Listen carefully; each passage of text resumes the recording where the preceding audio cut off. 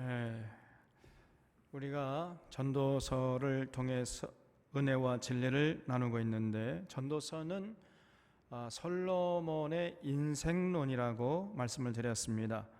그래서 이 솔로몬은 전도서를 통해서 어떻게 사는 것이 가장 의미 있고 가장 가치 있고 가장 행복한 인생이냐, 이 질문에 대답을 하고 있는 것입니다. 솔로몬은 가치 있는 인생, 의미 있는 인생, 행복한 인생, 한 번밖에 없는 인생이기 때문에 그런 인생을 살고 싶었던 거지요. 그래서 가치 있는 인생, 행복한 인생을 살게 해 줄 수 있으리라 생각되는 것들은 주저하지 않고 전부 시도해 본 것입니다. 만약에 그렇게 생각되는 것이 있다면은 눈이 원하는 것을 금치 않았고 마음이 즐거워하는 것을 막지 않았다는 거예요. 그러니까 가치 있게 만들어줄 수 있다 이렇게 생각되는 것, 나를 행복하게 해주겠다, 인생을 의미 있게 만들어주겠다 하는 그런 것들이 있다면요, 조금도 주저하지 않고 전부 다 해봤다는 거예요. 모조리 다 해봤다는 것입니다. 그런데 그렇게 다 해보고 난 다음에 맺은 결론이 뭐냐? 헛되고 헛되며 헛되고 헛되니 모든 것이 헛되더라는 거예요.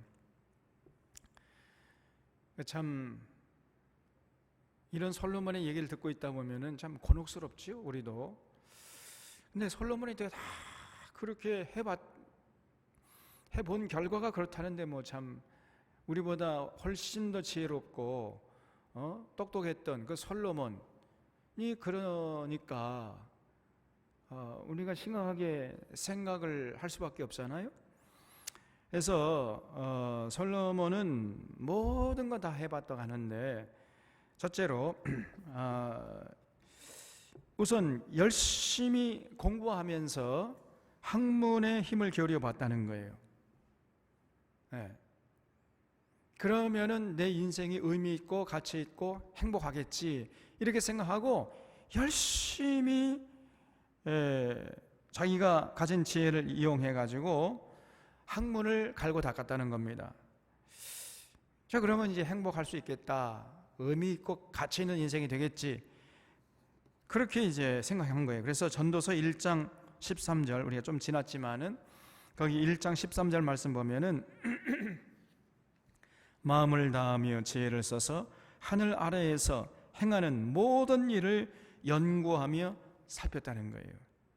솔로몬이 얼마나 지혜롭습니까? 근데 그 지혜를 잘 활용해 가지고 하늘 아래에서 행하는 모든 일을 연구하고 살폈다. 그러니까 아주 면밀하게 살피면서 공부했다는 거지요. 열심히 공부했다는 겁니다. 근데 그렇게 하면은 가치 있는 인생이 될 줄 알았고 행복할 줄 알았던데 결론이 뭐냐? 해보니까 그것이 별로 내 인생을 가치 있게 만들어주고 행복하게 해주지 못하더라는 거예요. 그래서 18절에 1장 18절 보면 지혜가 많으면 번뇌도 많으니 지식을 더하는 자는 근심을 더하느니라 그랬어요. 열심히 공부해 봤더니 지식이 많아질수록 번뇌도 많아지고 근심도 많아졌다는 겁니다. 그러니까 여러분, 아는 것이 많아지면요, 번뇌도 많아지고 근심도 많아지는 법입니다. 거기에 비례해 가지고. 그래서 결코 인생이 행복하지 않더라는 거예요. 많은 사람들은 생각을 하기를 교육을 많이 받은 사람은 더 행복할 것이다, 더 인생을 의미 있게 가치 있게 살 것이다, 또 더 나아가서 교육을 많이 하면은 인류의 모든 문제들이 해결될 것이다 이렇게 생각합니다. 물론 뭐 그런 측면도 있긴 있어요. 그래서 우리가 교육에 열심히 힘을 쓰긴 써야 됩니다. 그래서 우리 자신을 뿐 아니라 우리 자녀들에게도 열심히 교육에 우리가 힘을 기울여야 되겠지요.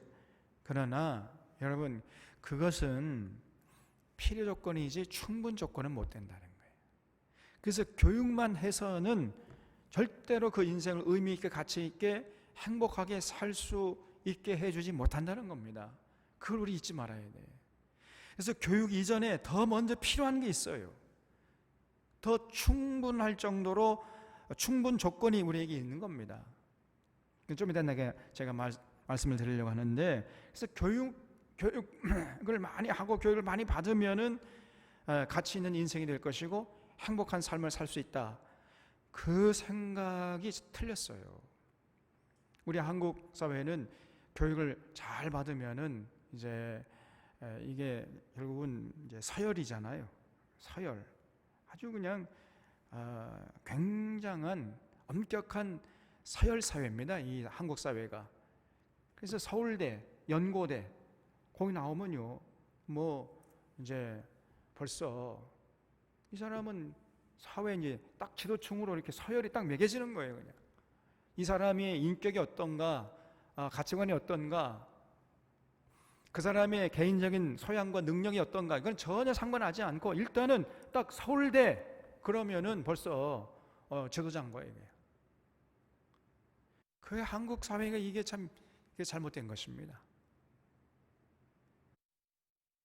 여러분, 서울대 출신들 보면은요, 너무 이기적인 사람들이 많아요. 교육 가지고 그 사람이 인생이 의미 있고 가치 있고 행복한 삶을 산다? 천만의 말씀입니다. 교육을 많이 받은 사람, 교육을 잘 받은 사람, 더 선하고 더 아름답게 더 행복하게 살 것이라는 생각은 오산이에요. 교육을 많이 받은 사람, 그래서 뭐 서울대 뭐 대학원 뭐 나오고 박사학위 몇 개 가진 사람 중에서 여러분 더 악하고 더 추악하게 그 좋은 머리를 활용해 가지고 수많은 사람 피눈물 흘리게 만드는 이런 사람들이 얼마나 많이 있느냐 말이에요. 그게 지금 저 과거에 그 정권에 빌붙었던 이런 사람들은 대부분 서울대 출신이야. 이게 그 좋은 머리를 가지고 자기 입속 자기 뱃속 챙기는 혈안돼 있잖아요. 오히려 교육을 많이 받은 사람 중에 더 악하고 추악한 사람들이, 불행하게 사는 사람들이 더 많습니다. 또 그런 어떤 문명의 혜택을 받지 못한 사람들이 더 불행하게 살 것이다, 이런 생각도 잘못된 거예요. 오히려 이 현대 문명, 이 과학 문명의 혜택을 받지 못하고 살아가는 사람들이 더 행복하게 살아가는 사람들이 많습니다. 여러분, 무탄트란 책이 있어요. 무탄트. 그 책 여러분 한번 꼭 보시기 바랍니다. 미국의 여자 의사가 호주에 가가지고 그 호주 원주민들하고 이제 몇 주간을 이제 보내고 쓴 책인데요. 거기 보면은 우리의 생각, 우리의 어떤 평소의 생각이 완전히 틀렸다는 것이 그냥 드러납니다. 지금 말씀드린 대로 뭐 문명의 혜택을 받고 또 교육을 많이 받으면은 참 인간답게 훌륭한 삶을 살고, 그렇지 못하면은 아주 인간 이하의 삶을, 짐승 같은 삶을 살 것이다, 이런 것이 우리의 보통 생각인데 천만의 말씀이라는 거예요. 전혀 그렇지 않아요. 거꾸로입니다. 완전히. 그래서 오히려 이 호주의 원주민들, 이 사람들은 문명의 혜택을 받지 못하고 전혀 교육받지 못하고 살아가는데 그렇게 인간미가 넘치고요, 인격이 훌륭하고, 그리고 더불어 살아가려고 하고, 전혀 그 사람들은 현대 문명의 혜택을 받지 못하고, 그 전기도 없고 자동차도 없고 TV도 없고, 그래서 완전히 이 현대 문명과 소외돼 가지고 살아가고 있는데 행복하게 살아요. 누구 한 사람 미워하지 않고, 싸우지 않고, 다투지 않고, 질투하지 않고, 서로 더불어 마치 천국 같은 삶을 살고 있단 말이에요. 거기는 학교도 없습니다. 아이들이 학교도 안 가요. 교육도 전혀 안 받아요. 그러나 정말 인간답게 인간의 존엄성을 간직하면서 살고 있는 모습을 보면서 이 미국의 그 여자 의사가 깜짝 놀랍니다. 이게 그렇다면 우리 서양 문명은 어떻게 되는 거냐 이거. 그래서 오히려 그런 문명의 혜택을 받은 사람, 오히려 이 문명인들이 지구를 해치고 지구를 위태롭게 한다는 것을 그 책에서 외치고 있는 겁니다. 지금도 보잖아요. 사실 이런 코로나 바이러스가 이거 어디서 온 겁니까? 누가 만든 거예요? 사실은 현대 문명이 만들어낸 거 아닙니까? 과거에 19세기, 18세기는 이런 게 없었어요.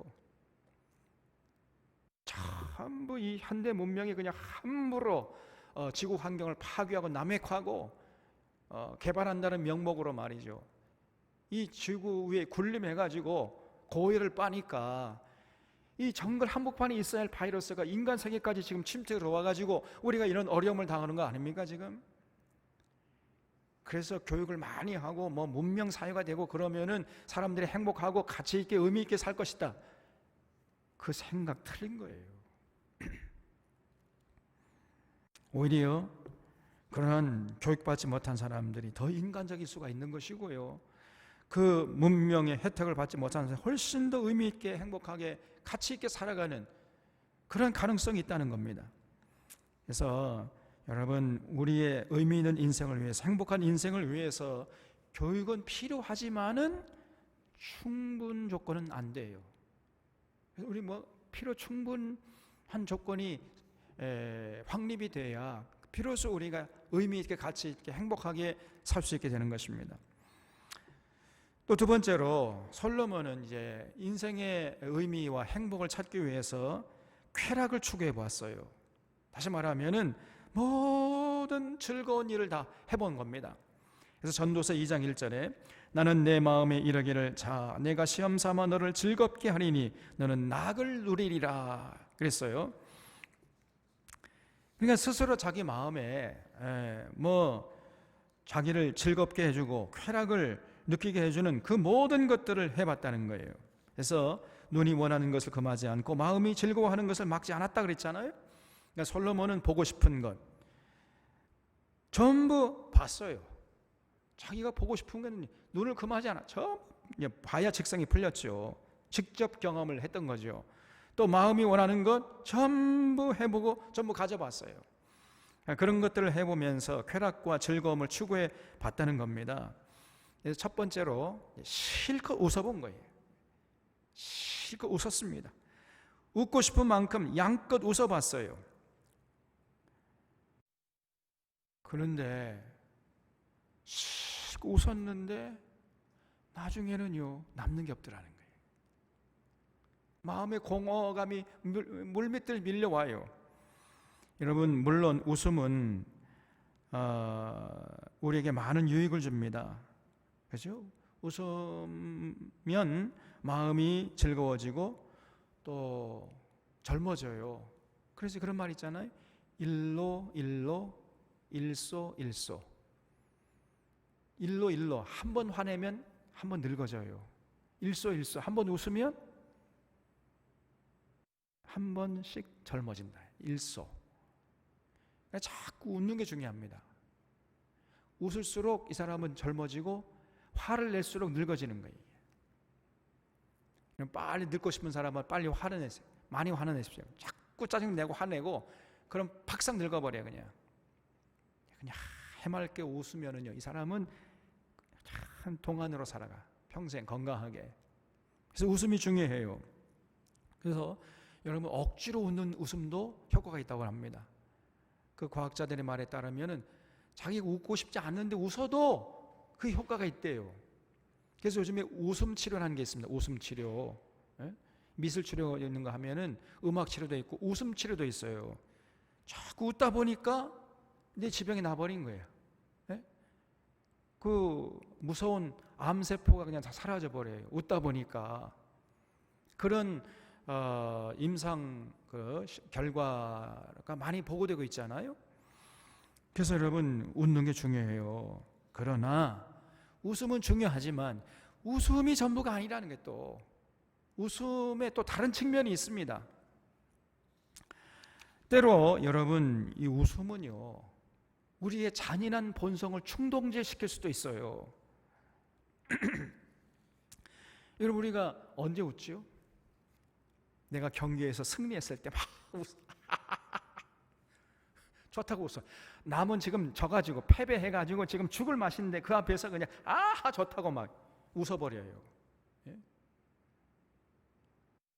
여러분 이겼을 때는 웃는 모습을 좀 감춰야 돼. 지금 상대방을 배려해야 되잖아요. 상대방은 지금 져가지고 스트레스 막 팍팍 받고 있는데 그 앞에서 웃음을 터뜨리면 되겠습니까? 웃음도 때가 있는 것이고 장소가 있는 것이지 아무 때나 웃으면 또 안 된단 말이에요. 자기가 승리했다고 승리에 도취해가지고 패자 앞에서 큰 웃음을 터뜨리면은 그건 아주 잔인한 거 아닙니까 그게? 근데요, 그것이 웃음의 본질이에요. 우리도 모르는 사이에 웃음이 자꾸 터져 나오는 거예요. 그걸 어떡합니까 또? 상대방은 지금 죽을 지경일 줄 몰라도 나는 기쁜데, 그리고 웃음이 터져 나와. 그래서 여러분, 언제나 웃음만 추구한다면은 그 인생은요, 아주 천박한 인생이 될 수 있어요. 그 인생을 아주 가볍게 만드는 것이 바로 웃음이 될 수도 있단 말이죠. 그리고요, 웃고 나면은 좀 공허해집니다. 영화나 연극도 희극과 비극을 보고 난 다음에 느낌이 다르잖아요. 희극은요, 실컷 웃죠. 근데 웃은 다음에 돌아서면은 공허해져요. 남는 게 없어요. 그런데 비극은 비록 볼 때는 막 눈물 질질 짜고 그런데 돌아서면요, 인생에 귀한 교훈이 남는단 말이에요. 그래서 웃을수록 우리의 삶이 가벼워지고 울수록 우리의 인생이 무거워져요. 그런 측면이 있습니다. 웃을수록 우리의 삶이 피상적이 되는 것이고, 울잖아요. 울면 울수록 우리의 삶이 충실해져요. 그런 측면이 있습니다.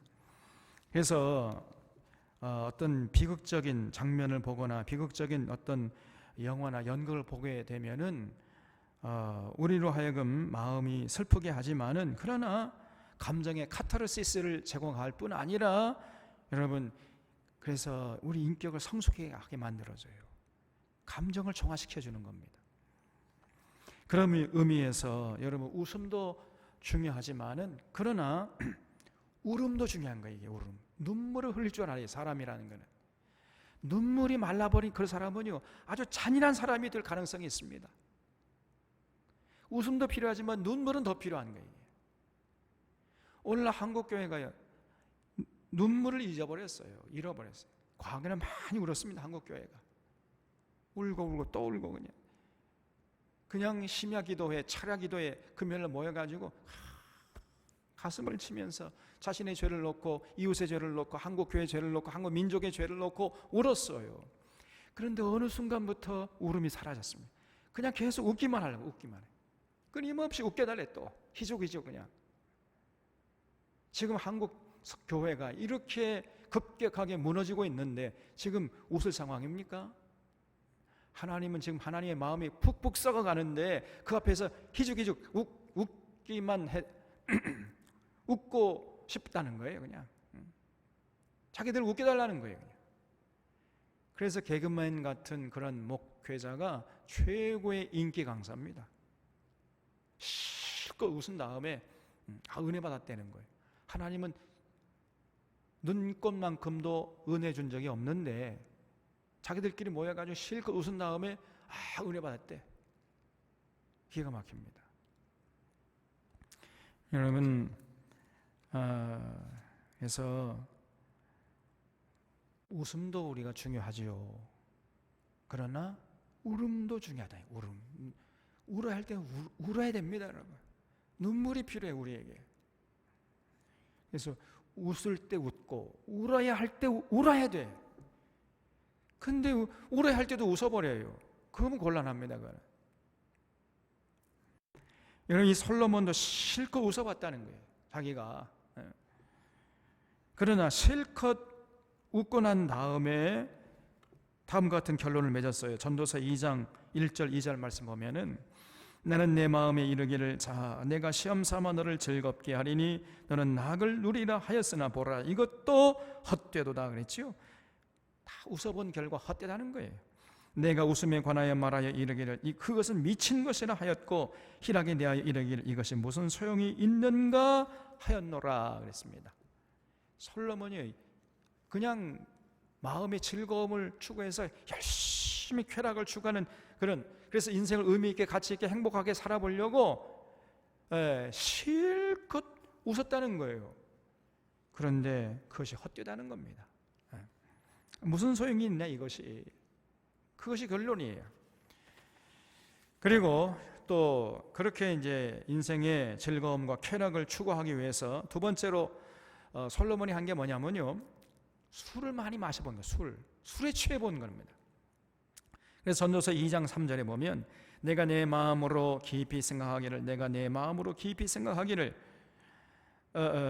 내가 어떻게 하여야 내 마음을 지혜로 다스리면서 술로 내 육신을 즐겁게 할까 그랬죠. 그러니까 술을 마시면은 육신이 즐겁고 쾌락을 만끽할 줄 알고 열심히 술을 마셔봤다는 거예요. 여러분, 술을 마시는 그 이유는 두 종류가 있습니다. 첫 번째는 즐기기 위해서 마시는 경우가 있고요. 또 한 경우는 아픔과 고통과 슬픔을 잊기 위해서 마시는 경우가 있어요. 이 두 가지 경우가 있거든요. 근데 이 솔로몬은 후자를 위해서 마셨다는 거죠. 그래서 의식을 무디게 하고 인생의 슬픔과 고통을 일시적이나마 잊기 위해서 마셔봤다는 겁니다. 근데 그렇게 해본 결과가 무엇이냐? 술을 마실 때에는 의식이 마비되니까, 또 현실의 아픔과 고통을 잊어버리니까 뭐 마음의 기쁨과 즐거움을 누렸지만은 술이 깨고 나니까요, 어떤 더 공허함이 몰려오고 더 큰 슬픔이 몰려오더라는 거예요. 그래서 술을 마시면 마실수록 더욱 공허해질 뿐이라는 겁니다. 여러분, 마치 바닷물을 마시는 것처럼, 바닷물 어떻게 하죠?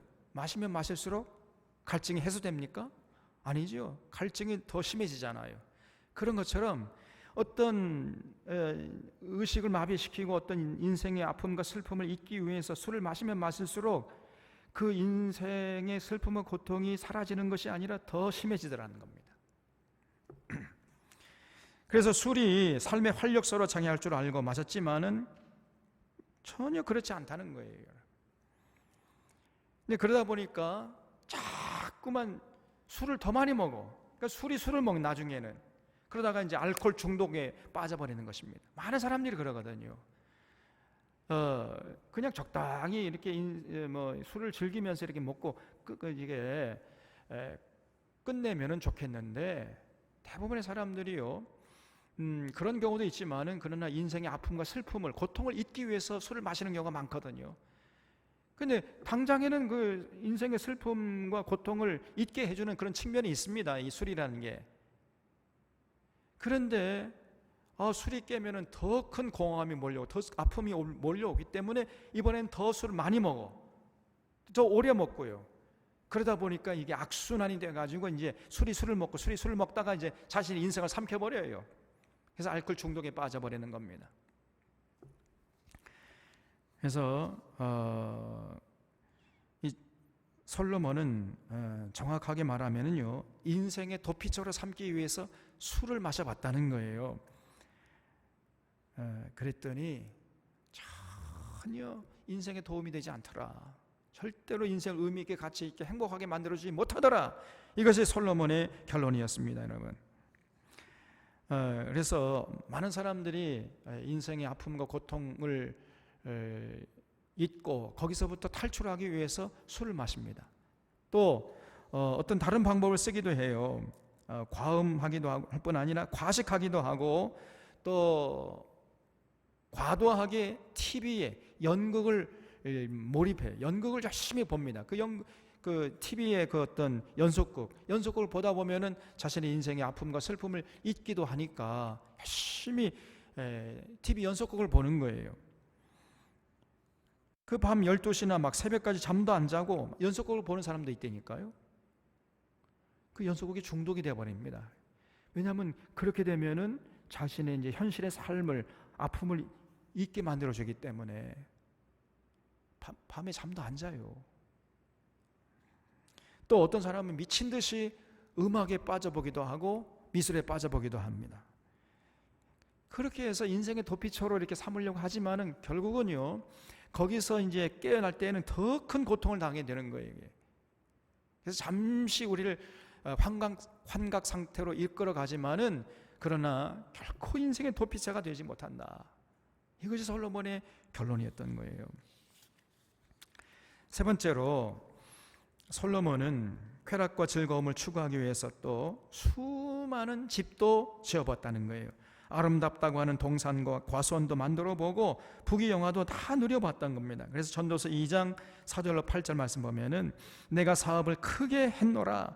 내가 나를 위하여 집들을 짓고 포도원을 일구며 여러 동산과 과원을 만들고 그 가운데 각종 과목을 심었으며 나를 위하여 수목을 기르는 삼림의 물을 주기 위하여 못들을 팠으며 남녀 노비들을 사기도 했으며 나를 위하여 집에서 종들을 낳기도 했으며 나보다 먼저 예루살렘에 있던 모든 자들보다도 내가 소와 양떼의 소유를 더 많이 가졌으며 은금과 왕들이 소유한 보배와 여러 지방의 보배를 나를 위하여 쌓고 또 노래하는 남녀들과 인생들이 기뻐하는 처첩들을 많이 뒀노라 그랬어요. 그래서 이렇게 정말 인생을 의미 있게 만들어 줄 수 있다고 생각되는 것들, 가치 있게 만들어주고 행복하게 만들어줄 수 있다고 생각하는 이 모든 것들을, 많은 사업들을 해봤다는 겁니다. 동산 과수원도 만들어보고 포도원도 크게 읽어보고, 그리고 남녀 노비들도 다 수많은 남녀 노비들 사들이기도 하고 수많은 노래한 남녀들 옆에 두기도 하고 처첩들을 많이 두기도 하고 막 이렇게 해가지고 즐거움과 쾌락을 추구해 봤더니 그것도 헛되고 헛되더라는 거예요. 여러분, 이런 솔로몬이 추구했던 삶을 보면 입이 떡 벌어지잖아요. 우리 같은 사람들은 감히 언감생심이라고 그럽니다. 이거를 상상도 할 수 없는 그런 일을 현실로 직접 체험해 본 사람이 솔로몬이에요. 온갖 재물과 권력을 다 누린 사람 아닙니까? 온갖 좋은 집을 짓고, 그리고 포도를 일구면서 맛있는 거 먹으면서 좋은 사람과 어울리면서 날마다 파티하고 비단 이불 덮고 이렇게 살았습니다. 사내짐이 마시면서. 사실 부럽죠. 솔직히 말하면 부럽지 않아요? 우리도 그렇게 살고 싶어요. 근데 솔로몬의 결론은 뭐냐? 헛되고 헛되되. 여러분, 솔로몬 같이 살아가는 그런 사람도 우리 주변에 있는데 절대로 부러워하지 말게 바랍니다. 헛되고 헛된 거예요. 우리가 직접 경험해 보지 않아도 솔로몬이 경험해 보고 결론 내렸잖아요. 헛되고 헛되다 그게. 그 여러분, 아무것도 아닙니다. 그런 인생, 절대 행복한 인생이 못 돼요. 그래서 우리가 그런 인생을 추구할 이유가 아무것도 없다 그 말이죠. 솔로몬이요, 뭐라고 얘기하냐면 2장 11절에 그 후에, 그러니까 이런 것들 다 해본 후에 그런 말이죠. 내가 생각해 본즉 내 손으로 한 모든 일과 내가 수고한 모든 것이 다 헛되어 바람을 잡는 것이며 해 아래에서 무익한 것이로다 그랬어요. 전부 내가 해보니까 그거는 헛된 것이고 바람 잡는 것이고 해 아래에서 무익한 것이다 말이에요. 다시 말하면 그 모든 것들이 그렇게 세상 부귀영화 누리면서 권세 누리면서 떵떵거리고 그냥 대골 같은 집에서 살면서 사내짐이 마시면서 그렇게 멋지게 살아봤더니 그 결과로 절대로 그것이 자기를 행복하게 하지 못하더라는 겁니다. 자신을 의미 있게 가치 있게 만들어주지 못하더라는 거예요. 여러분, 우리 그런 삶에 대해서 환상을 깨시기 바랍니다. 우리 사론의 교우님들은 환상을 깨시기 바라요. 여러분, 제가 제 아내가요, 그리고 참 존경스러운 게 뭐냐, 그렇게 살 수 있는 길이 있었어요. 근데 그런 삶이 별로 부럽지 않다. 그래가지고 가난한 전도사에게 시집 온 거 아닙니까? 자기 앞가림도 못하는데.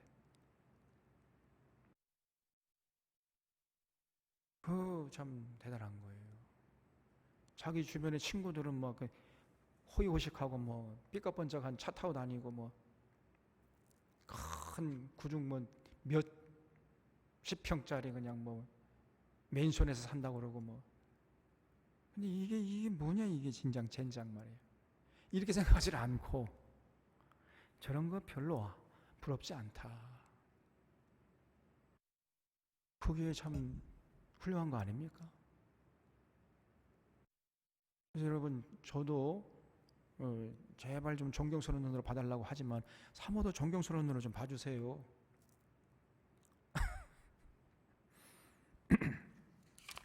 그래서 이 솔로몬의 이 가르침을 우리가 마음에 새길 필요가 있어요. 그러면 우리가 그런 수많은 직접 경험 안 해봐도, 그러면 그 직접 경험 하려면 돈도 많이 들잖아요. 시간도 많이 들고. 그런데 그런 직접 경험 안 해봐도 간접 경험을 통해서 우리가 내 것이 될 수 있지 않습니까? 그래서 여러분, 세상 부귀 영화 누리고 뭐 권력 높은 자리가 떵떵거리 살아가는 것 헛되고 헛된 것입니다. 아무것도 아닌 거예요. 결코 그것이 우리 인생을 의미 있게 만들어줄 수가 없는 것이고 절대로 행복하게 해줄 수가 없어요.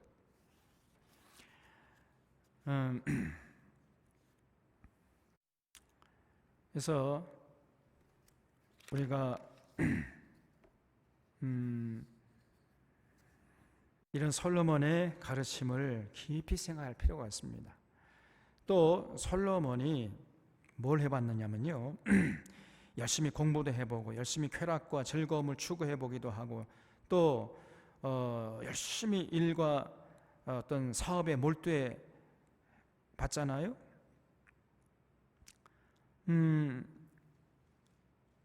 그래도 어떤 인생의 의미를 찾지 못하고 행복을 느끼지 못했다는 겁니다. 그래서 이번에는 열심히 그냥 땀을 흘렸다는 거예요. 땀. 그런데 그 결과가 뭐냐? 또다시 환멸을 느끼게 됐다는 거예요. 그래서 여러분, 이 전도서 2장 17절 말씀 보면 이러므로 내가 사는 것을 미워했나? 아예 사는 것 자체를 미워했어요. 열심히 그냥 동분서주하면서 어떻게 땀을 흘려봤어요. 이제는. 근데 이는 해 아래에서 하는 일이 내게 괴로움이요 모두 다 헛되어 바람을 잡으려는 것이기 때문이로다. 22절 23절에 사람이 해 아래에서 행하는 모든 수고와 마음에 애쓰는 것이 무슨 소득이 있으랴. 일평생에 근심하며 수고하는 것이 슬픔뿐이라. 그의 마음이 밤에도 쉬지 못하나니 이것도 헛되도다 그랬죠. 왜 그러냐면요, 여기 19절 2장 19절부터 20절 말씀 보면 내가 해 아래에서 내가 한 모든 수고를 미워했노니 이는 내 뒤를 이을 이에게 남겨주게 됨이라. 그 사람이 지혜자일지 우매자일지야 누가 알려마는 내가 해 아래에서 내 지혜를 다하여 수고한 모든 결과를 그가 다 관리하리니 이것도 헛되도다 그랬어요.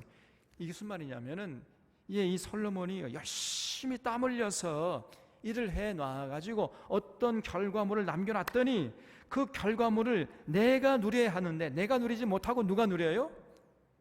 엉뚱한 사람이 누리더라는 거예요. 그냥. 그러니까 자기가 땀 흘린 게 아무런 의미가 없다. 자기가 헛수고한 것이죠. 자기가 땀 흘려서 결과물을 만들어냈으면은 그 결과물을 자기가 누려야 되는데 자기가 누리지 못하더라는 거예요. 엉뚱한 놈이 와가지고 채가가지고 누리더라는 것입니다. 그래서 헛되도다 그랬어요. 그래서 여러분, 아무리 우리가 훌륭한 업적을 남겨놔도요, 세월이 조금 흐르잖아요, 퇴색돼 버립니다. 훌륭하게 조성된 포도원도 나중에 엉망진창이 되어버리고요, 더 나아가서는 그걸 영원히 누릴 수가 없어요. 만들어 놓고 이 사람 좀 있으면 이제 죽어야 되고 또 가야 돼. 그러면 그 뒤에 어떤 놈이 와가지고 또 그걸 또 차지해. 이상한 사람이 와가지고 또 엉뚱하게 변질시켜요. 그래서 제가 이 세습하는 목회자들 왜 자꾸 세습을 하려고 하는가, 깊이 생각해 보니까요, 그런 염려가 좀 있던 것 같아. 자기가 이렇게 참 자기 인생을 바쳐 청춘을 바쳐서 이렇게 훌륭한 교회를 자기 딴에는 이렇게 이뤄놨다 생각하는 거지요. 자기 생각이죠. 그러다 보니까 내가 그냥 이거를 어떤 결과물을 만들어 놨는데 사실은 자기가 만든 것도 아니잖아요. 근데 그렇게 생각하는 거예요. 그런데 이제 내가 물러나면은 또 어떤 이상한 목회자가 와가지고 교회를 딱 엉망진창 만들어 놓으면 어떡할까? 이런 염려를 미리 하는 거예요. 그래가지고 못 물러나는 겁니다. 안 돼. 내가 끝까지 해야 돼. 그럼 아니면 자기 자녀, 자기 자식, 내 새끼는 뭐 믿을 수 있다. 뭐 그래가지고 세습을 하는 거예요. 그런 심리가 작동하는 것 같아요. 제가 보니까. 저도 요즘에 아이고 내가 은퇴하면 이것도 누가 이상한 사람, 이 목회자가 와가지고 교회를 또 이상하게 이끌어면 어떡하나 그런 걱정이 좀 있다니까요.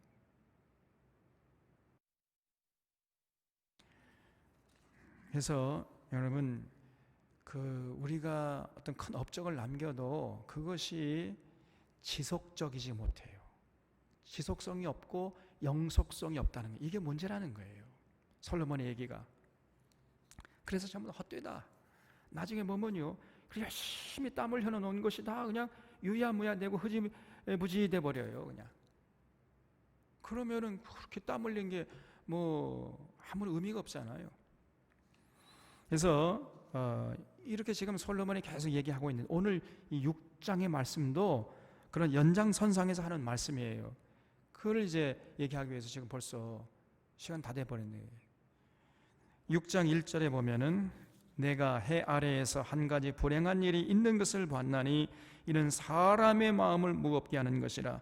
어떤 사람은 그의 영혼이 바라는 모든 소원에 부족함이 없어 재물과 부요와 존귀를 하나님께 받았으나 하나님께서 그가 그것을 누리도록 허락하지 아니하셨으므로 다른 사람이 누리나니 이것도 헛되어 악한 병이로다 그랬어요. 그러니까 열심히 땀을 일한 결과 그 풍성한 재물과 부요함을 소유하게 되었는데, 근데 그걸 쌓아놨을 뿐이지 그걸 누리지 못하고 죽어버리는 거예요. 그냥. 그러니까 그 쌓아놓은 것을 이제 엉뚱한 놈이 와가지고 그것을 차지하더라는 거예요. 부족함 없이 재물과 부여와 존귀를 하나님이 허락하셔가지고 그걸 쌓아놨는데 그 누리는 것은 하나님이 허락하지 않아요. 그래서 쌓아놓고만 그냥 죽어버리는 거예요. 그런 경우가 많습니다, 여러분. 그래서 그런 것이 전부 다 헛된 것이고 악한 병이로다 그랬어요. 제가 몇 번 말씀드린 것 같은데 서울에서 목회할 때 저희 교회에 어떤 여자 권사님이 계셨다고 그랬잖아요. 동대문에서 포목상을 했는데 여러분 그 포목상이라는 게 이게 쉬운 일이 아닙니다. 새벽같이 일어나가지고, 왜냐하면 전국에서 몰려온 그 상인들 이제 이렇게 도매로 넘기는 것이기 때문에 한 1시나 2시쯤 나간대. 새벽 1시나. 그래가 전국에서 몰려온 이제 그 소매상들에게 전부 다 도매로 넘기고, 그러면 이제 새벽 한 5시, 6시쯤 끝나면은 집에 가서 잠깐 잤다가 다시 또 나와야 돼. 나와가지고 이제 또 돈 못 받은 거 수금하러 다니고 또 가게 정리하고 뭐 이렇게 되면 또 이제 저녁이 되고, 그러면은 잠깐 눈 붙이고 또 한 1시쯤 나가야 돼, 새벽에. 이렇게 평생 살았습니다. 그러면서 돈을 조금 모아놨어요. 그런데 병이 걸려서 그냥 돌아가셨어요. 암에 걸려가지고. 그러니까 그 남자 집사님이 어떻게 됐냐면은 세장가 갔어요. 세장가 가가지고 어떤 여자가 이제 들어왔는데 그 여자가 그 권사님이 남겨놓은 그 재물을 다 탕진하는 거예요. 그러니까 자녀들이 그걸 보고 입이 이만큼 나온 거예요. 우리 아버지가 정신 나갔다 저거. 우리 어머니가 그렇게 피땀 흘려 저렇게 만든 그 재물을 저렇게 엉뚱한 여자가 들어와가지고 저걸 전부 다 탕진하고 있으니 말이, 그냥 그 자녀들이 그냥 소가리를 하고 있는 거예요. 그런 경우를 제가 봤다니까요. 얼마 전에 저희 교회 그런 경우도 있었잖아요. 지금은 그 집사님 멀리 이사 가가지고 안 나오지만은 참 이게 참 불행한 거지요. 그래서 세상 일도 세상 물질도 영원한 것이 아니에요. 우리가 쌓아놔도 지속적으로 영속적으로 누릴 수가 없습니다. 그게 문제가 있다는 거예요. 그게. 그래서 결코 그런 데에 의미를 부여하고 행복을 부여하는 것은 여러분 절대 그런 옳지 못하다는 것입니다. 또 전도서 6장 3절에 사람이 비록 100명의 자녀를 낳고 또 장수하여 사는 날이 많을지라도 그의 영혼은 그러한 행복으로 만족하지 못하고 또 그가 안장되지 못하면 나는 이르기를 낙태된 자가 그보다는 낫다 하나니 낙태된 자는 헛되이 왔다가 어두운 중에 가매 그의 이름이 어둠에 덮이니 햇빛도 보지 못하고 또 그것을 알지도 못하나 이는 그보다 더 평안함이라. 그가 비록 1000년의 갑절을 산다 할지라도 행복을 보지 못하면 마침내 다 한 곳으로 돌아가는 것뿐 아니냐 그랬죠. 여러분 결혼해가지고 자녀를 100명을 낳으면서 장수했다 할지라도 그것만 가지고 그 인생에 성공했다, 행복했다 이렇게 말할 수 없다는 거예요. 100명의 자녀를 낳고 장수했다 하더라도 여러분 그 낳은 자녀들 100명이 맨날 서로 만나면 서로 티격태 싸워요. 그러면 행복하겠습니까 그게? 그러면 그 인생에 무슨 의미가 있느냐 말이에요. 그리고 100명의 자녀들이 막 나가가지고 사람들에게 그냥 상처 주고 사회 흉기가 되어버리고 그게 인생에 무슨 의미가 있겠으며 무슨 행복이 있겠느냐 그 말이에요. 그래서 아무리 장수하더라도 아무리 자식들을 많이 낳았다 할지라도 여러분 그것만 가지고 인생의 의미를 찾을 수가 없는 것이고 행복하다고 말할 수가 없다는 거예요.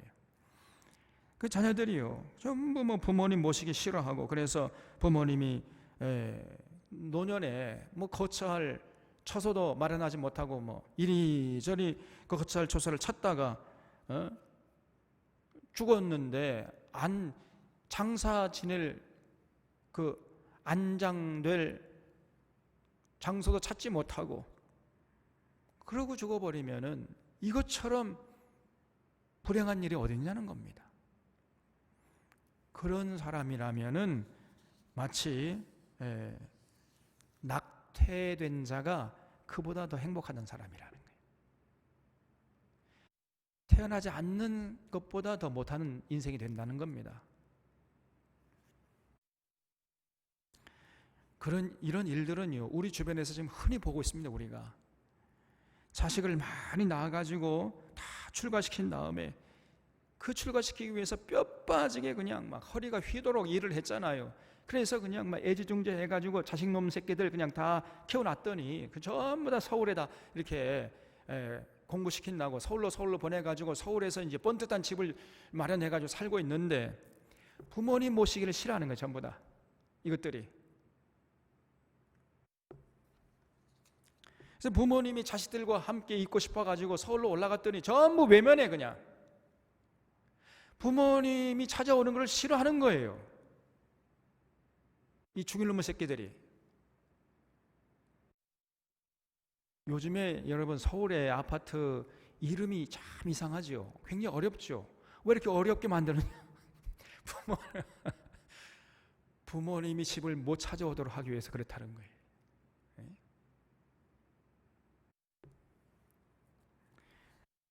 그리고 간신히 집을 찾아갔더니요 제일 사랑하고 제일 희생을 많이 한 그 장남 집에 갔더니 그 장남이 너무 바빠가지고 콧배기도 볼 수가 없어요. 그냥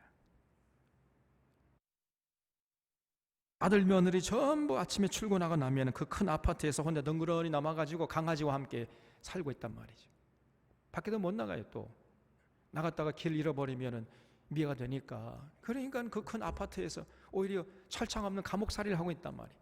그런 노인들이 많습니다, 여러분. 근데 그것도 다행이에요. 어떤 가정은요 전부 자식들이 부모 모시지 않는다고 해가지고 이 집 저 집 전전하다가 그만 길에서 돌아가시는 이런 경우도 있습니다. 그래서 솔로몬이 자식 100명 낳은 그것도 헛되다는 거예요. 또 여러분 먹고 살려고 아둥바둥해도 그것도 헛되다는 겁니다. 왜냐? 식욕을 채울 수가 없다는 거예요. 그래서 7절에 사람의 수고는 다 자기의 입을 위함이나 그 식욕은 채울 수 없느니라 그랬어요. 아무리 애를 써도요 식욕을 채울 수 있는 사람이 있습니까? 여러분 어제 식사를 많이 해도 오늘 되면은 또 식사 또 해야 돼. 그 식욕을 채울 수 있는 사람 아무도 없습니다. 식욕을 채울 길이 없어요. 그래서 그냥 이 식욕을 채우려고 밥을 꾸역꾸역 먹는 거, 이것도 헛되다는 거예요. 8절에 지혜자가 우매자보다 나은 것이 무엇이냐? 살아있는 자들 앞에서 행할 줄을 아는 가난한 자에게는 무슨 유익이 있는가? 눈으로 보는 것이 마음으로 공상하는 것보다 나으나 이것도 헛되어 바람을 잡는 것이로다 그랬지요. 여기 지혜자가 우매자보다 나은 것이 뭐냐? 그 지혜자는 지혜자니까 세상 살아가는 법을 알겠지요? 그러나 세상 살아가는 법을 알면 뭐 하느냐는 거예요. 가난한데.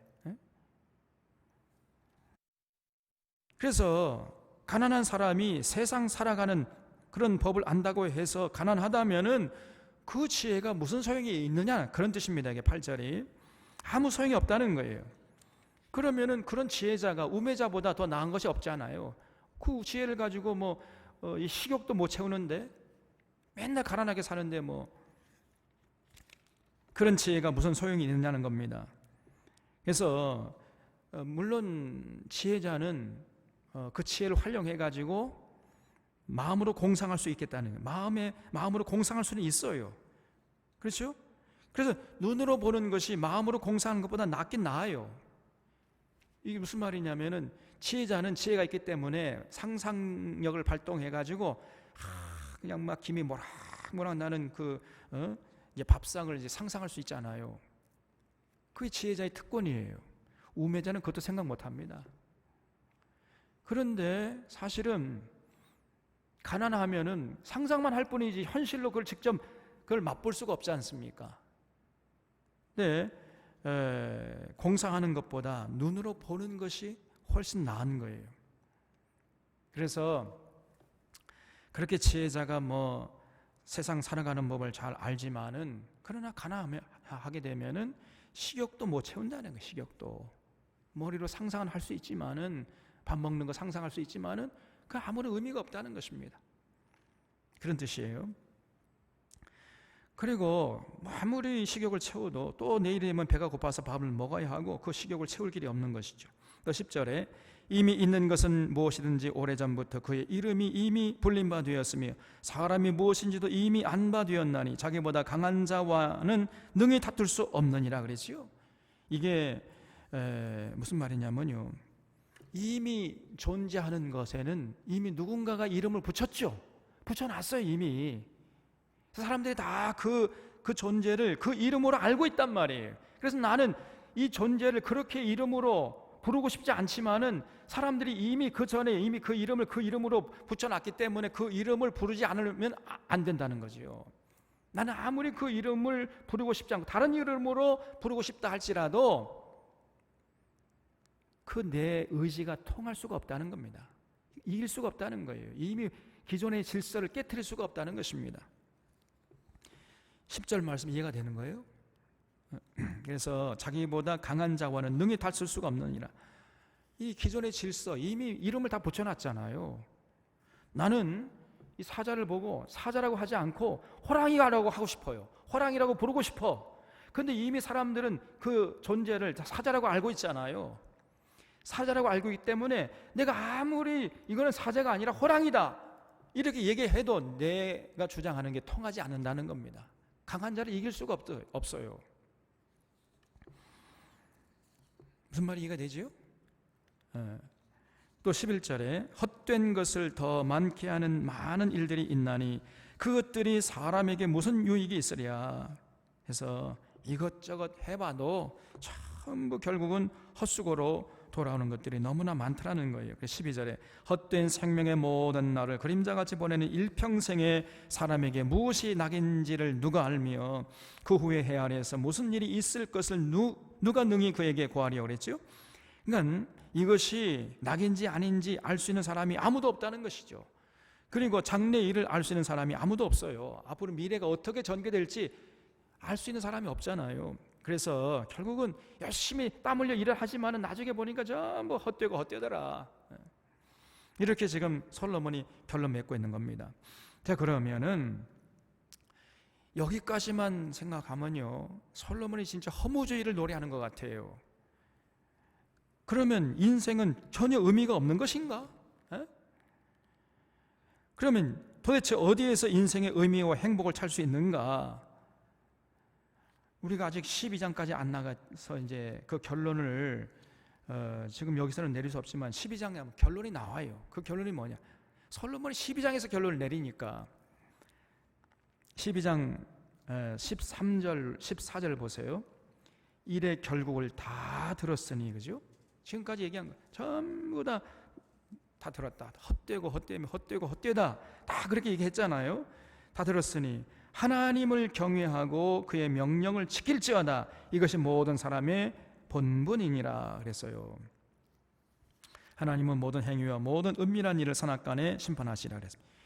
이것이 결론이에요. 다시 말하면은 결국 인생에서 영원한 것이라고는 하나님을 경외하는 것뿐이라는 거예요. 그리고 이 하나님을 경외하는 것, 이것이 인생의 기본이라는 거예요. 여기서부터 출발해야 그 모든 것들이 의미가 있고 우리를 행복하게 해주는 것이지, 이런 기본이 안 된 상태에서 우리가 무엇을 하든지 간에 그건 전부 다 헛되고 헛되며 헛되고 헛되더라는 것입니다. 그래서 하나님을 경외하는 것, 이것만이 인생을 의미 있게 가치 있게 행복하게 만들어주는 출발점이 된다는 거예요. 그래서 하나님을 경외하는 것 없이 다른 것, 그렇게 땀 흘려 일하고 뭐 애써 먹고 사업도 많이 하고 뭐든 눈이 원하는 것을 금하지 않고 마음이 즐거워하는 것을 막지 않아도 그건 전부 헛되다는 겁니다. 헛되지 않으려면은 그 밑바탕에 뭐가 깔려 있어야 돼요? 하나님을 경외하고자 하는 의지와 열정이 있어야 된다. 하나님을 경외하는 믿음이 있어야 거기서 출발하는 그 모든 행위들은 의미가 있는 것이지만은, 그럼 필요 충분 조건이 되지만은, 그렇지 않으면은요 필요 조건이 돼가지고 헛되고 헛된 거예요. 그게. 그래서 여러분, 왜 100명에 되는 자녀들을 낳아 키웠는데 길거리에서 헤매다가 죽느냐 그 말이에요.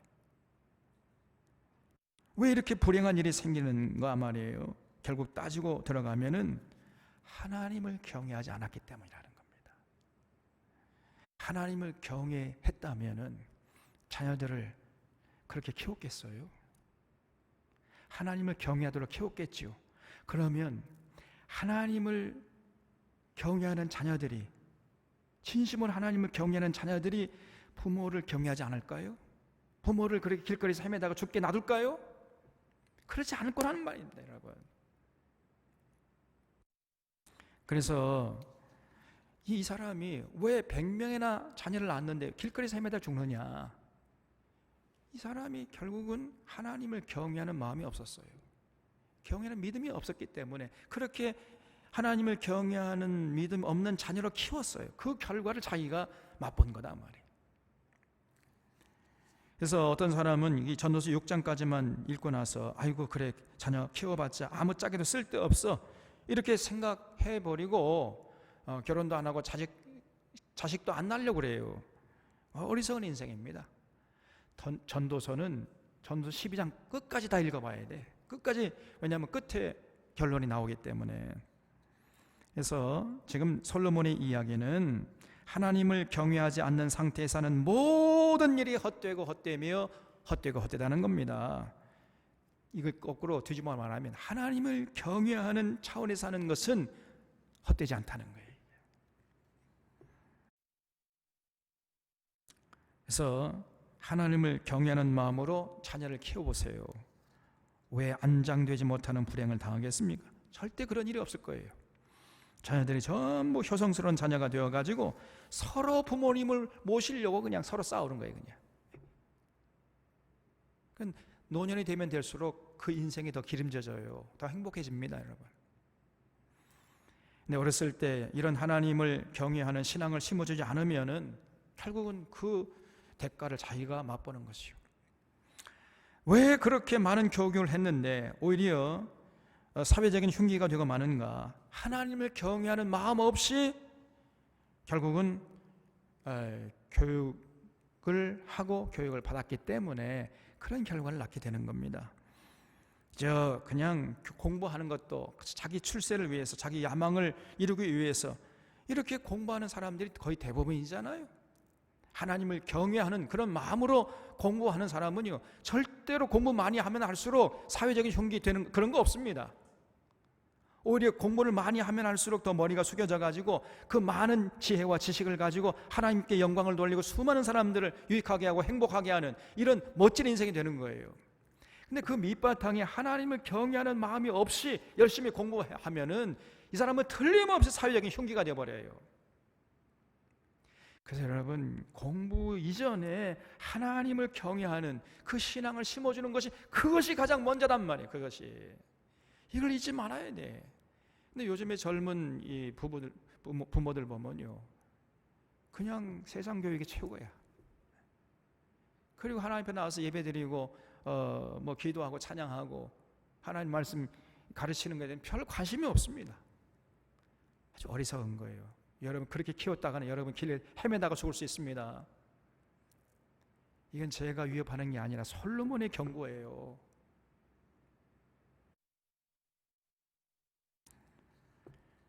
하나님을 경외하는 마음 없이 공부하면은요, 그 못된 그런 인격, 아주 흉악한 인격이 될 수 있어요. 그리고 하나님을 경외하는 마음 없이 하는 그 밑바탕이 되지 않는 이 과학은요, 방향 감각을 상실해가지고 오히려 인류를 위협하는 그런 굉장한 공공의 적이 될 수 있습니다.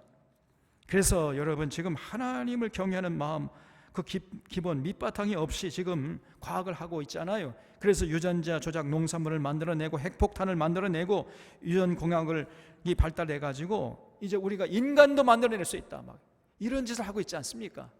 하나님을 경외하는 것이 밑바탕이 없기 때문에 결과적으로 이런 과학의 발달이 무서운 인류의 멸망을 재촉하는 흉기가 되고 있단 말이에요. 인간도 우리가 창조할 수 있다, 이렇게 나옵니다. 우리가 그래서 하나님이 될 수 있다는 겁니다. 좀 있으면 이러다가는요, 인간이 멸절돼 버립니다. 그래서 하나님 경외함 없이 하는 교육, 그것은 무서운 흉기가 되어버리는 거예요. 왜 그렇게 수고한 재물 누리지 못하고 죽고 다른 사람이 누리게 됩니까? 하나님을 경외하지 않기 때문에. 이것도 하나님을 경외했더라면은 여러분, 그렇게 돈을 많이 쌓아놓고 죽겠습니까? 그냥 하나님을 경외한다면은 주일날이 되면 문을 딱 닫을 거 아닙니까? 그럼 또 그렇게 또 돈도 많이 벌지도 못해요. 또 그리고 그렇게 돈을 쌓아놓으려고 그냥 막 돈 이러면서 살지 않습니다. 하나님을 경외하는 사람은. 그래, 돈을 평소에 하나님 나라를 위해서 헌금하고 이웃을 위해 구제하고 좋은 일에 쓰고 그럴 거 아닙니까? 그러니까 이 돈을 쌓아놓을 수가 없어요, 그런 사람이. 그럼 쌓아놓고 죽어가지고 다른 사람이 와가지고 돈을 엉뚱한 사람이 사용하고 이런 일이 벌어지지 않는단 말이에요. 그래서 자나깨나 그냥 돈 하다가 그냥 돈에 치여 죽어버리는 거예요. 참으로 어리석은 인생입니다. 그래서 여러분, 하나님을 경외하고 하나님의 뜻에 순종하다 보면은 아무리 돈이 좋아도 절제하게 되는 것이고 스트레스 좀 덜 받게 되는 것이고, 그러면 몸도 건강하게 되는 것이고, 그래서 돈 쌓아놓고 죽어버린 이런 일도 없는 거예요. 이게. 그리고 돈이 좀 생기면은 그걸 그냥 쌓아놓은 것이 아니라 하나님 나라를 위해서 귀한 일을 하게 되고 이웃도 구제하고 그렇게 돼서 사용하기 때문에 돈을 쌓아놓고 죽는 일이 거의 없어요. 그래서 솔로몬은 하나님을 경외하는 것이 모든 인생을 의미 있게 하고 행복하게 하고 가치 있게 만들어주는 출발점이다. 이거를 솔로몬이 이 전도서에서 말하고 싶었던 겁니다. 이걸 잊지 마셔야 돼요. 그래서 우리 사랑하는 사랑의 교우들은 하나님을 사랑하고 하나님의 명령에 순종하는 것, 하나님을 두렵고 떨림으로 예배드리고 하나님의 뜻을 받들어서 하루하루 살아가는 것, 이것보다 더 가치 있고 의미 있고 행복하게 만들어주는 것이 없다는 것을 분명히 인식하고 믿으시기를 바랍니다. 여러분, 이것이 인생의 기본 중의 기본이에요. 이것 없이 세상에 사는 모든 일은 다 헛된 것임을 잊지 말고 우리 선원의 교우들은 하나님 사랑하고 그 명령에 순종하는데 초점을 맞추고 추워도 부족함이 없이 살아가는 복된 인생들 되시기를 바랍니다. 기도하겠습니다.